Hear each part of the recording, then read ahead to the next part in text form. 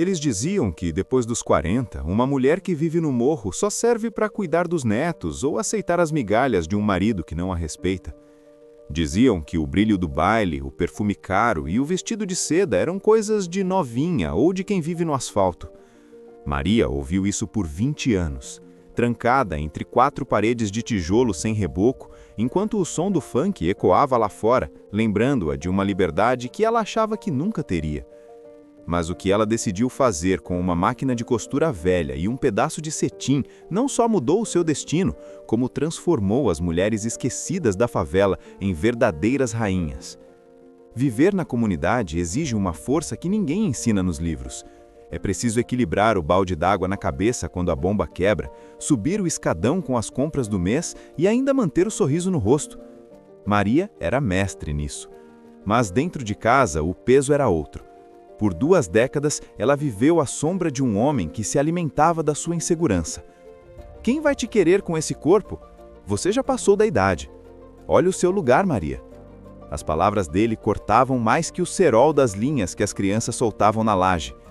Ela via sua juventude escorrer pelos vãos das telhas de amianto em cada noite de choro silencioso. O corpo dela, marcado pelo tempo e pela maternidade, era tratado por ele como um defeito. Maria não se olhava mais no espelho. Ela tinha vergonha da própria pele, vergonha do seu tamanho e, principalmente, vergonha de ter acreditado que aquela vida era tudo o que Deus tinha reservado para ela. O ponto de ruptura não foi um grito, foi um silêncio. No dia em que sua filha mais nova completou 18 anos e saiu de casa, Maria olhou para o quarto vazio e percebeu que, se não saísse daquela prisão mental agora, ela morreria ali dentro, sendo apenas um móvel velho na casa de um homem que nunca a amou. Naquela noite, enquanto o baile estourava na quadra da comunidade e o grave do som tremia às janelas, Maria pegou uma sacola de mercado, colocou 3 mudas de roupa e saiu. Sem dinheiro, sem destino, mas com uma fome de vida que era maior que o medo de dormir na rua. Ela não foi para o asfalto, ela subiu. Foi pedir abrigo na laje de uma prima, um lugar onde o sol batia forte e a vista alcançava todo o horizonte da cidade. Foi ali, entre varais de roupa e o cheiro de café passado, que ela encontrou uma máquina de costura Singer, daquelas pretinhas antigas, encostada num canto, coberta por um pano de prato encardido. Aquela máquina não era apenas metal e engrenagens, era o portal para um mundo que Maria tinha esquecido que existia. As primeiras semanas foram as mais difíceis. Maria não tinha dinheiro para tecidos novos. Ela começou catando retalhos que as confecções vizinhas jogavam fora, pedaços de malha, restos de renda, sobras de jeans. Naquela laje, sob o calor escaldante que fazia o zinco estalar, ela começou a costurar sua própria dignidade. Cada ponto dado era uma resposta aos anos de humilhação. A linha passava pelo tecido como se estivesse fechando as feridas da sua alma. O primeiro vestido que ela fez foi para si mesma. Não era um vestido comum, era um vestido para uma mulher de 40 anos, com curvas reais, com marcas de estrias que contavam a história de 3 filhos, com braços que carregaram o mundo. Quando Maria vestiu aquela peça de cetim bordô, feita de restos, e se olhou no pequeno pedaço de espelho que sua prima tinha, ela não viu a mulher velha que o marido descrevia. Ela viu uma força da natureza. Mas a favela é um lugar onde as notícias correm mais rápido que a água da chuva na viela. Logo, as vizinhas começaram a notar a mudança em Maria. Ela andava mais ereta. O olhar, antes baixo, agora encarava o horizonte. Rosa, uma vizinha de 50 anos que também vivia um relacionamento sem brilho, foi a primeira a subir os degraus da laje. Maria, eu vi o que você fez para você. Eu tenho um baile de formatura do meu filho e não acho nada que me sirva no shopping. Eles dizem que meu corpo não é o padrão. Você consegue me fazer sentir bonita? Maria olhou para Rosa e viu a si mesma meses antes. Viu o cansaço nos olhos e a baixa estima que a periferia às vezes impõe às mulheres maduras. Ela aceitou o desafio. Mas Maria não queria apenas costurar roupas, ela queria costurar armaduras. Ela começou a observar as mulheres da comunidade. Mulheres fortes, guerreiras, que sustentavam famílias inteiras, mas que se sentiam invisíveis. Ela criou o conceito do baile da vitória. Maria percebeu que o padrão de beleza do asfalto não servia para a realidade da favela. Ela começou a desenhar roupas que valorizavam o quadril largo, o busto farto e a pele preta e parda que brilha sob o sol do rio. Ela usava cores vibrantes, dourado, tecidos que abraçavam o corpo em vez de escondê-lo. O boato se espalhou pelos becos. Tem uma mulher lá na laje que transforma qualquer uma em rainha. As encomendas começaram a chegar. Maria trabalhava dia e noite. O som da agulha batendo no metal era a trilha sonora da sua revolução. Mas o sucesso sempre atrai os fantasmas do passado. Um dia, enquanto ela organizava alguns rolos de tecido que tinha conseguido comprar com o lucro das primeiras vendas, o seu ex-marido apareceu na entrada da laje. Ele riu, um riso seco, carregado de desprezo. Olha só a grande empresária, morando de favor e brincando de boneca. Maria, volta para casa, você está passando vergonha. Ninguém quer essas roupas de gente velha. Você vai quebrar a cara e vai voltar rastejando. Naquele momento, o silêncio tomou conta da laje. As vizinhas que estavam ali para tirar medidas pararam. Maria sentiu o frio na espinha, aquela velha vontade de se encolher. Mas então ela olhou para as mãos. Mãos calejadas, sujas de linha, mas mãos que agora eram donas do seu próprio sustento. Ela não gritou, ela apenas apontou para a saída. O único que está passando vergonha aqui é você, que não suporta ver uma mulher livre. Essa laje pode ser simples, mas aqui dentro não entra mais o seu veneno.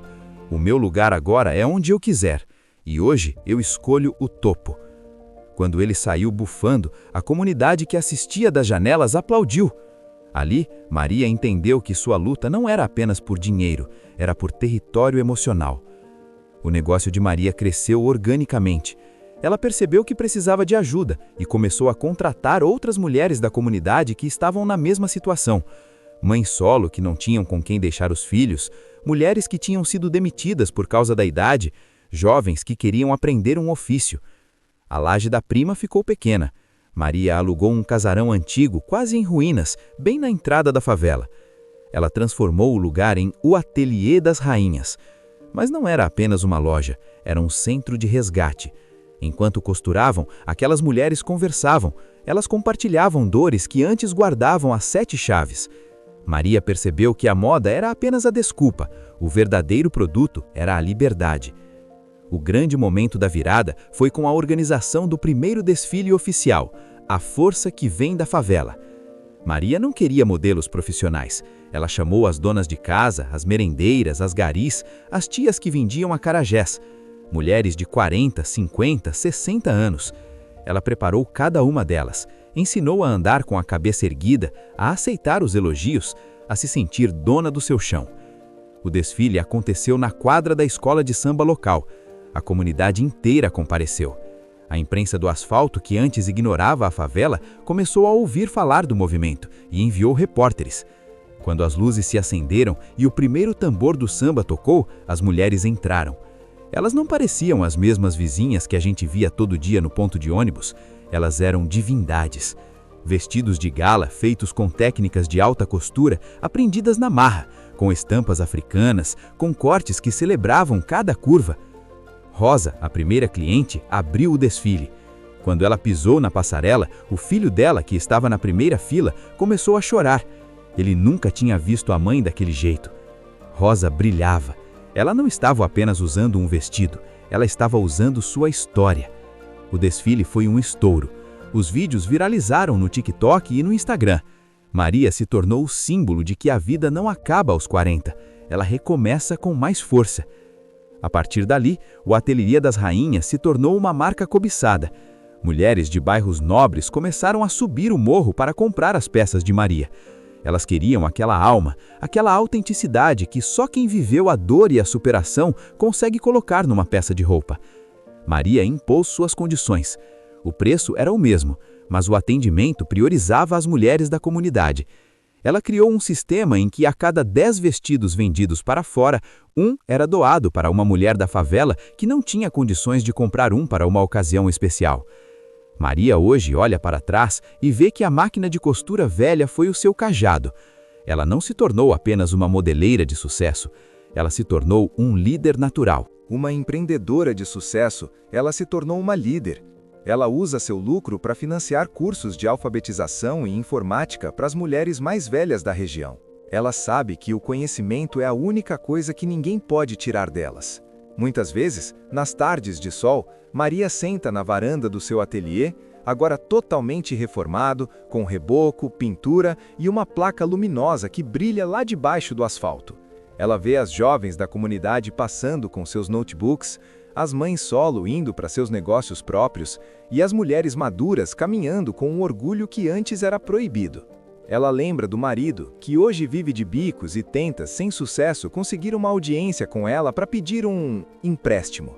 Maria não guarda rancor. O rancor é um peso que ela deixou lá embaixo, na subida do escadão. Ela entende que a verdadeira vitória não foi o dinheiro na conta, foi o espelho. Foi o dia em que ela olhou para si mesma e disse: "Eu te amo, Maria, e eu te respeito." A história de Maria se espalhou por outras favelas do Brasil. Ela começou a dar palestras, contando como a escassez pode ser o adubo para a criatividade se houver coragem.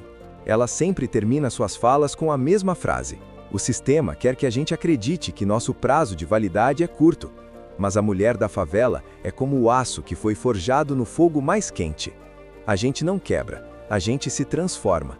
E quando uma de nós sobe, ela tem o dever de estender a mão para a próxima." Hoje, Maria não teme o tempo. Cada ruga no seu rosto é uma medalha de uma guerra vencida.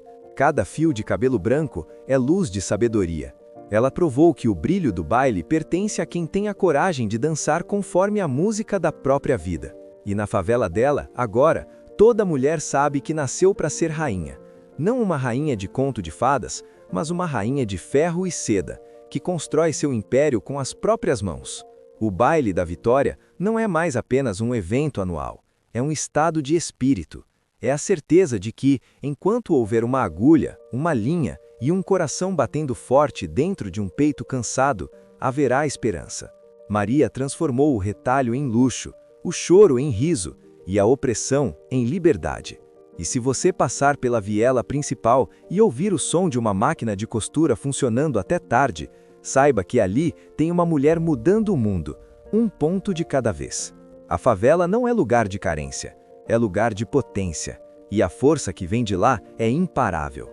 Maria é a prova viva de que, quando a gente decide parar de aceitar o pouco, o universo se abre para entregar o tudo. Ela continua lá, firme como uma rocha, costurando sonhos e vestindo almas. Porque, no final das contas, a roupa é apenas o que cobre o corpo, mas a dignidade é o que sustenta o espírito. Maria olha para o céu estrelado sobre o morro e agradece. Ela agradece pela dor, porque foi a dor que a ensinou a lutar. Ela agradece pela máquina velha, porque foi ela que lhe deu voz. E ela agradece por cada mulher que acreditou nela, porque juntas elas provaram que a periferia é o centro de uma nova era. Uma era onde a idade é apenas um número, e a favela é o palco das maiores vitórias que esse país já viu. A jornada de Maria inspirou até quem nunca pisou numa comunidade. Escolas de moda da Europa enviaram convites para ela dar aulas. Maria aceitou, mas com uma condição: "Eu vou, mas levo 3 costureiras da minha equipe comigo. E a aula não vai ser sobre tecidos caros, vai ser sobre como transformar dor em arte." Ela foi e deixou o mundo boquiaberto. Eles não esperavam que uma mulher vinda de onde ela veio tivesse tanto refinamento técnico e conceitual. Mas Maria sabia que a necessidade é a melhor professora de design que existe. Ao retornar para o Brasil, ela não comprou uma mansão no Leblon ou na Barra da Tijuca.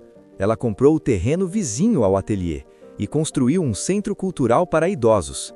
Ela queria que todos os vovôs e vovós da favela tivessem um lugar para dançar, aprender e serem valorizados. Ela sabia que a solidão mata tanto quanto a fome, e que a comunidade só é forte quando cuida de todas as suas gerações.